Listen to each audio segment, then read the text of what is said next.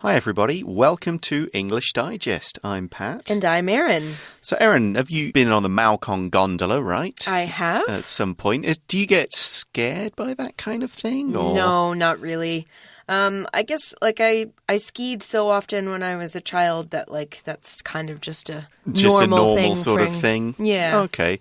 Yeah, my mum gets super scared on anything like that. Yeah, I can understand why. Yeah, she didn't think Malkong was the worst, but you know the one that goes across the islands in Hong Kong Harbour? Yes. She was pretty nervous going on that one. Yeah, there's a lot of water underneath. Yeah, exactly. Like if the Malkong gondola, hopefully never happened, touch wood, something goes wrong, you kind of feel like, okay, I'll fall into the trees and I'll probably get hurt, but that's about, it should be okay. Right. Whereas over Hong Kong, you could just fall into the bay the water. and never be seen again. I think probably would happen. I think I remember hearing about the Malkong gondola stopping. Yeah. Maybe a few months ago now, but I think response teams are prepared for that, and they usually get people down pretty safely. Yeah, and they do maintenance on that pretty often, right? 'Cause Yeah. it's closed like once a week or something, Yeah. just so they can make sure everything's fine. So anyway, that's what we're going to be talking about today, this idea of gondolas, cable cars, or as we're calling them in our title, aerial lifts. So let's have a read through and find out about some of the world's aerial lifts. You look down at the river winding through the valley below you and the peaks dotting the horizon ahead. While the landscape would be lovely from any perspective, your seat gives you an especially majestic viewpoint. You're on a gondola and feel as if you were climbing your way into the clouds. For those who love a bird's eye view of the land, you can't go wrong with an aerial lift. This means of cable transportation includes cable cars, also called sky trams, and gondolas. Though there are many notable aerial lifts around the world, 3 in particular have become famous for their exceptional features. In snowy Whistler, British Columbia, Canada, is the peak-to-peak gondola, the only lift in the world that bridges 2 neighboring mountain peaks, Whistler and Blackcomb Mountain. This gondola's 4.4-kilometer-long route gives skiers, snowboarders, and sightseers the perfect way to travel between the slopes. What's more, at 436 meters above the valley floor, Peak to Peak is the highest lift of its kind, giving riders an impressive way to enjoy the terrain below. The Cabrio cable car in Nidwalden, Switzerland, also offers incredible views. Its roofless upper deck provides riders with a novel way to experience the ascent to the top of 1,900-meter-high Mount Stanzerhorn. The large Skytram's lower level, which comfortably fits 60 passengers, has wall-to-wall windows for stunning panoramic views. Meanwhile, on the sun deck, visitors can feel the wind in their hair as they journey through the sky. Unlike typical gondola lifts, a cable car located in Israel's western Galilee region doesn't take passengers to sky-piercing heights. Instead, it carries them down to a spectacular geological formation called Rosh Hanikra, meaning head of the grottos. Passengers ride along the Mediterranean Sea's coastline before encountering the site's ancient grottos and caves, once only accessible to divers in the region. It's no wonder that with such awe-inspiring features, these 3 lifts have really earned their wings. So there we go. We've got aerial lifts or sky trams, gondolas, cable cars, lots of different names for these things. Yeah. I've been on a few others here and there. The one that goes up to Grouse Mountain in Vancouver was a pretty cool one. Got lots of good views there. One over Niagara Falls, or part of it, which was pretty sweet. Have you any others you've been on that you can recall? I've done the Peak to Peak. Oh, you've done one of these ones. Yeah, I've done the Peak to Peak twice, actually. Cool. And I've done the Maokong.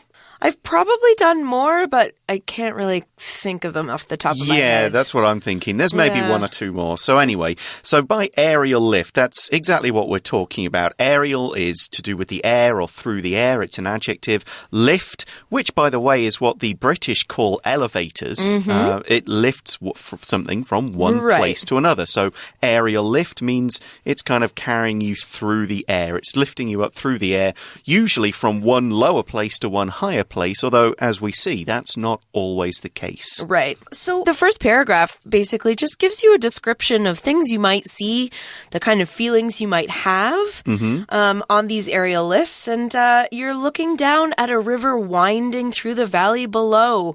So wind here, it's a verb, and as a verb, it's pronounced with a long I sound instead of wind, as we know it as a noun. So when something winds, like a road or a river, it has many smooth bends that kind of turn back and forth, maybe kind of make an S shape like that. And they're usually very long, so they go a long way. Rivers will wind thousands of kilometers sometimes, and roads can wind through mountains the same, hundreds of kilometers. Water doesn't go in a straight line generally. It goes through the easiest line, which often means going around corners and making bends and so on. So we say it winds through it. Think of how like a snake might wind its way around an obstacle. It's not going to go through a rock. It's going to wind around it. And as you see this river valley, you will see peaks dotting the horizon ahead. The horizon is basically the line that is as far as your vision can see. So if you look at something, say if you look out to sea, the horizon is where the land meets the sky. It's pretty much the same. It could be the land meeting the sky or the sea meeting the sky. And the peaks are on the horizon. So basically, as far as you can see, you see the mountain peaks. That's the pointed tops of the mountains. Okay, so while this landscape would be lovely from any perspective, as it is, even if you see it from the top of the mountains, it's a beautiful, down below, a beautiful view. So this perspective we're talking about is the view. It's especially one that you can see a long way in the distance. So you're getting it from any perspective. So you can see it from the mountaintops. You can see it from the valley below. You can see halfway up. Halfway from up. This side, flying above it in a helicopter is another perspective. So this perspective gives you an especially majestic viewpoint. Now, majestic here is very impressive. It's very big and beautiful. It's kind of like, it's related to the word majesty. And when you think of majesty, you think of royalty. So it's kind of related to something beautiful in terms of like a queen's gown or their jewelry or something like that. It's very impressive that way. And viewpoint is another word for view, a place from where you can see something. So this is an especially beautiful viewpoint. You're on a gondola. That's another word for the aerial lifts we've been talking about. It's kind of one that's it's a cable car that hangs from a really strong cable, basically, I think. big long wire. Steel rope. Yeah, there are other types of gondola. The word is also used for the long, narrow boats that you see in Venice, but the word has also been adapted for these kind of sky cars. Can I add one thing about majestic? Something that's majestic I usually think of as large. You probably wouldn't have something... You wouldn't use the word to describe something small. It's going to be fairly big, expansive, generally large in size. Okay, so the article goes on. For those who love a bird's eye view of the land, you can't go wrong with an aerial lift. So a bird's eye view is exactly what it sounds like, the view that you would have if you were a bird and you were seeing through a bird's eyes, which is generally going to be from directly above or at least a very high place. Right. So we usually think of a bird's eye view as when we look down, like if you think of a map, you're getting a bird's eye view of the map because you're looking down on it from above. And the phrase you can't go wrong with something just means it's something that's always going to be successful. It's always going to be enjoyable. Right. Okay. So obviously in these cable cars, you can't go wrong with looking down. You're going to get a good view from wherever you are. Yeah, if you're in, I mean, unless it's a really foggy day. I'm thinking back to my Hong Kong gondola experience. We didn't get the best view because it was foggy, and that can happen. But generally, if the air's clear, it's always going to be fantastic no matter where you happen to be. All right. Well, this means of cable transportation, so these aerial lifts here, includes cable cars, which are also called sky trams. Now, a tram is kind of like a vehicle that uses ropes to kind of move, and they can be on the ground. If you go to San Francisco, they have the trams that kind of pull you up those big hills, and they can be in the sky. They're called gondolas or sky cars or cable cars and gondolas. Okay? Yeah, just lots of different names. Yeah. But if you think of Maokong, you generally got the right idea. Yeah. Yeah. And now there are many of these around the world, and there are many notable ones around the world. Notable is an adjective. It means something, it describes something that's important or interesting or unusual enough to be noticed and kind of discussed or talked about or put on a top 10 list. Yeah, exactly. It'll make a list. If it's in a guidebook, it'll say you should check this out. Right. This is a highlight that you should look at.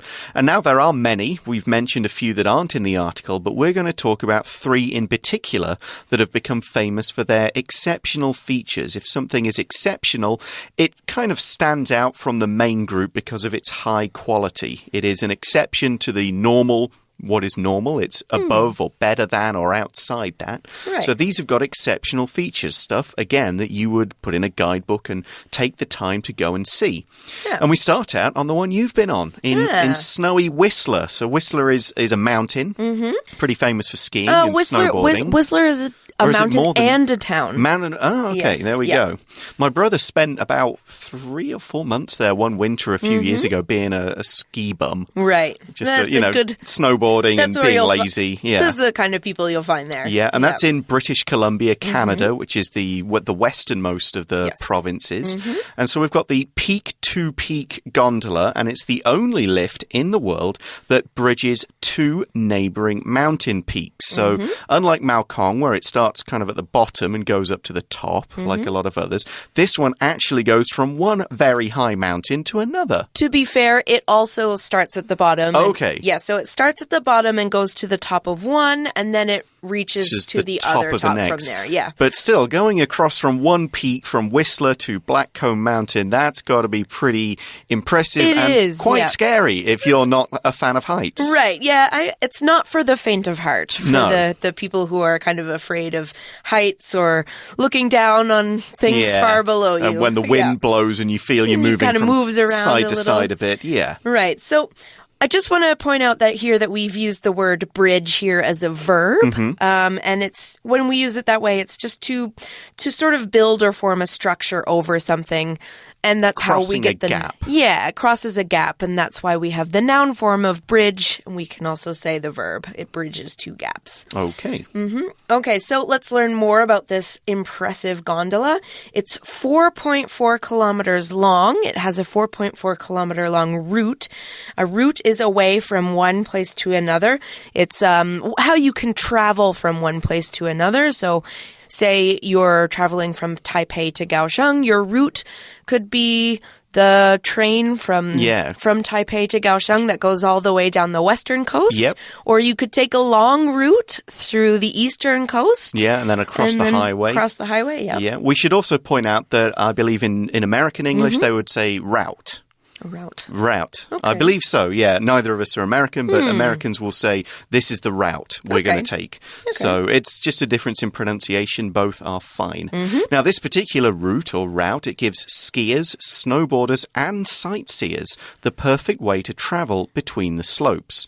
So I mentioned snowboarding as something my brother did. Snowboarding is when you're on a board, a bit like a skateboard or a surfboard. It's or like a skateboard, yeah. And you use that to slide down a snow-covered mountain in the same way you would on two skis. So a snowboard, that's what you call it. Doing it is called snowboarding. The people who do it are snowboarders. And sightseeing, of course, just means going to impressive or interesting or unusual places that are sights. They are famous. They're marked in the guidebooks, and you go there to see them. So again, you are sightseeing. It's a sight you can see. So a person doing it is a sightseer. Okay. Okay, we're going to take a short break right now, and we'll come back in just a few moments to continue discussing this peak-to-peak gondola.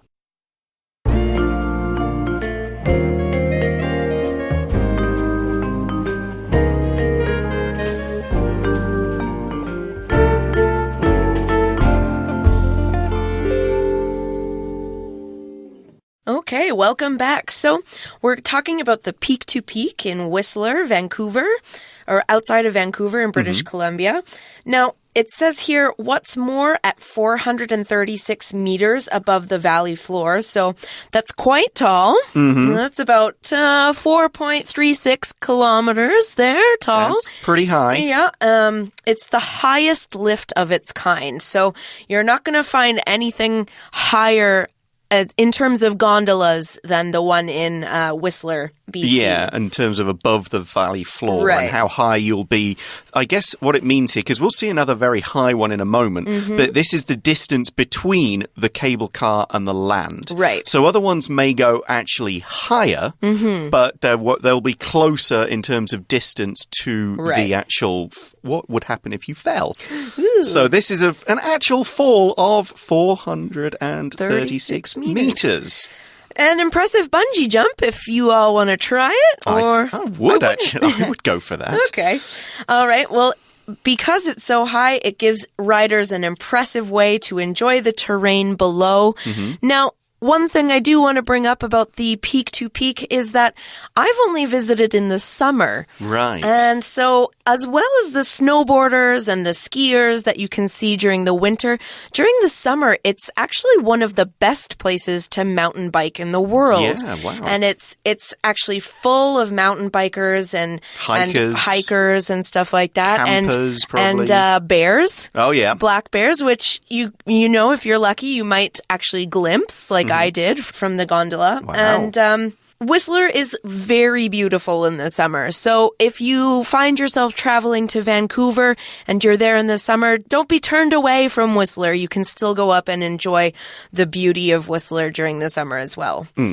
The word terrain means it's a stretch of land. It's an area, basically. And we usually use the word terrain when we're talking about the physical features of the land. The rivers, the mountains, the hills and slopes, the trees and forests, all of that kind of stuff. We just mean what we can actually see down there. Right. Okay, so let's move on to our next aerial lift, the Cabrio cable car in Nidwalden, Switzerland. And this also offers incredible views. We see that its roofless upper deck provides riders with a novel way to experience the ascent to the top of the 1,900-meter high Mount Stanzerhorn. So it's pretty impressive. So we see there that 1,900 meters, that is higher than the distance between the valley floor with peak to peak. Right. But it's going to be closer to the mountainside. I feel like that's the height of the mountain as well. Yes, exactly, rather than the height between the cable car and the floor. Right. So there we use the word novel. Novel means new, interesting, different. It's something that's mountain, all right, we climb it, with ropes and goats or just walking up. So this is a different way. This this is a way that's more relaxing. You get some time to enjoy the scenery. And it's probably pretty new because they could only have the technology to build this stuff more, you would have thought more recently. Yeah. So it's a different way to experience going up a mountain. Right. And the going up the mountain here could actually be, we can say, the ascent. So an ascent is a path or a way up to the top of something.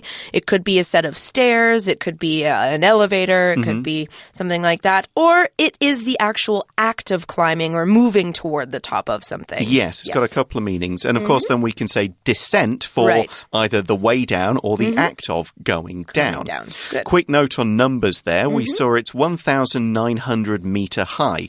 A lot of people will say 1,900. It's just kind of rolls off the tongue easier to say 1,900 compared to 1,900, but both are okay. And we kind of use that for pretty much any number below 10,000. Yes. We're likely to, it could be like 2,500 or 5,500 or something like that. It just seems to be easier to say it out loud. It's a bit of it's a shorter method as well. So 5,500 or 5,500, it's a little bit shorter. Just kind of easier to say. Exactly. All right. So this Skytram here, the Cabrio cable car, has two different levels, the actual car. So there's a lower level, and that comfortably fits 60 passengers. Okay. And it has wall-to-wall windows. So that means there is no point in that gondola from each wall to each wall. So if you imagine it's a square, so all sides of the square will have windows. There won't be actual,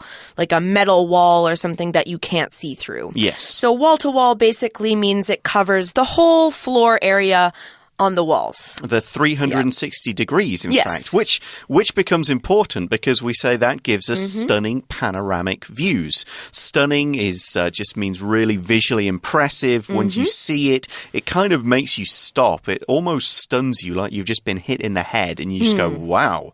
I'm going to kind of stop talking and just stand here and look at this thing because it stunned me. It's not something you can just ignore and walk past. And they're panoramic views. Panoramic is that 360 all around degrees. If you get a panoramic view of something, you can see all sides of it. You can get a 360 degree view of the view. Right. An easy way to remember panoramic is to think of digital cameras or the camera on your phone. You can take panoramic photos. Oh, yes. So you can sort of scan a wide area of land with your camera and it will take a really long picture of it. Oh, those things. Right. So that's the lower level. Right. And then we've got, meanwhile, on the sun deck, so that's going to be where the sun can reach, so it's going to be open air. Visitors can feel the wind in their hair as they journey through the sky. No roof, better view. Yeah, now I imagine that's pretty amazing on a hot, warm day. On a colder day, you might want to be on the lower level, maybe. Or just dress warm enough. Dress super warm. But yeah, that'll be great if you want to see, you can look out over the edge. You can see right up to the top. So superb views again. Okay. All right, let's move on to our third one, which is a little different. All right, it says here, unlike typical gondola lifts, that means it's going to be different than the two that we've talked about previously. A cable car located in Israel's Western Galilee region doesn't take passengers to sky-piercing heights. So instead of going up, it's probably going down. Just a note here about sky-piercing. This is an adjective. It's a compound adjective. We've put the noun sky and the verb piercing together. When you pierce something, you sort of force your way through it. Or you kind of like a needle will pierce the skin. What this is saying is that the gondola kind of stabs up into the sky. Stabs up into the sky. It goes so high that it's like it's forcing its way into the sky. Yeah, you just kind of stabbed a hole in it and you're going up there. Right. So, but this one doesn't go up and pierce the sky. Instead, it carries them, that's the passengers, down to a spectacular geological formation called Rosh Hanikra, which means, or meaning, head of the grottos. Few words to look at here. First is spectacular. That's kind of a similar to stunning. It's a spectacle. It's a really amazing view. Makes you go, wow.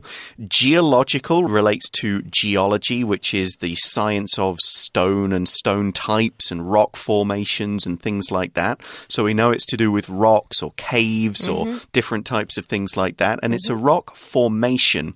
And the best way I can describe this is to ask you guys to think of Yelio. Up on the north coast of Taiwan, where the rock really unusual shapes and sizes because of the wind and the water that's kind of carved them. So a rock formation is just an area of rock which has got a particular look to it. It's impressive in such a way that it's sort of become a tourist attraction now. You know, and there are those all around the world, just famous kind of the way the rocks and the way the land has formed and shaped up.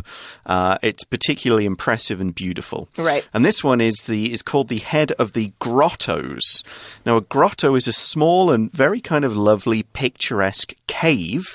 Now, it could be a natural one. It could be an artificial one. We often make grottos in parks or gardens. So again, we're not talking about a massive set of caves. We're talking about smaller, very pretty ones. We also use the word for something that's been made to look like a little cave. The most obvious example is Santa's grotto. Okay. Which you'd have in a department store at Christmas time. You'd go into this thing that looks like kind of Santa's in a little room or a cave with all sorts of decorations and toys and stuff like that. We call that a grotto because it's like a small, pretty cave. Okay.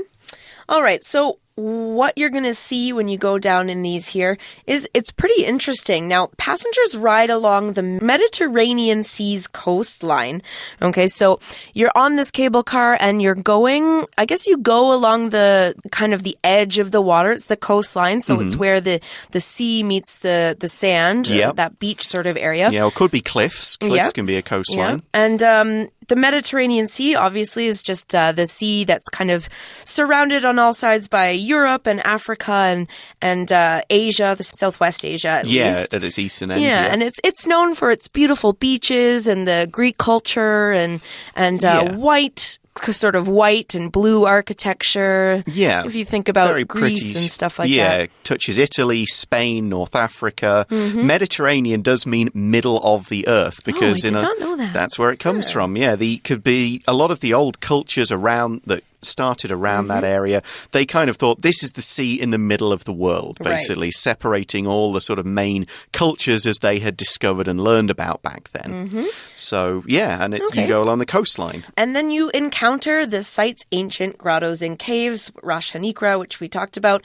When you encounter something, you meet something. You can also experience or deal with something that's sort of come your way that maybe you weren't expecting to kind of come across before. We often use it in a negative sense, like you encounter problems in maybe or an essay you're working on. You encounter difficulties at work, something like that. Or it can also mean you encounter someone you haven't seen for a while. You sort of meet someone. Yeah, it usually kind of means a little bit unexpected. It's something you're not so much planning for. Of course, you'd be planning for this one, as you know you're going down to see these grottos and caves, which in the past were once only accessible to divers in the region. So before, you'd need to be a diver with oxygen tanks and the right equipment, and that's the only way to access or get to those caves and grottos, because you'd have to swim up to them somehow or go underwater for a bit.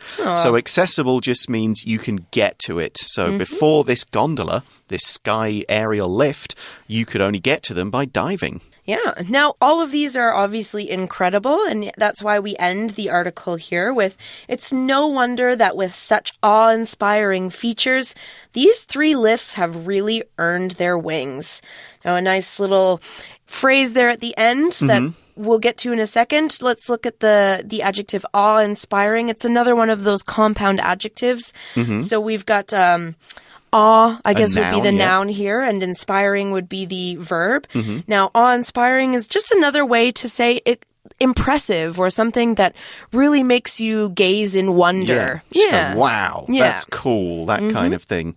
So yeah, earned one's wings. To earn one's wings is to prove your skills, your abilities, and your qualities, basically. It means you've done something to earn a title or an award or a promotion or something like that.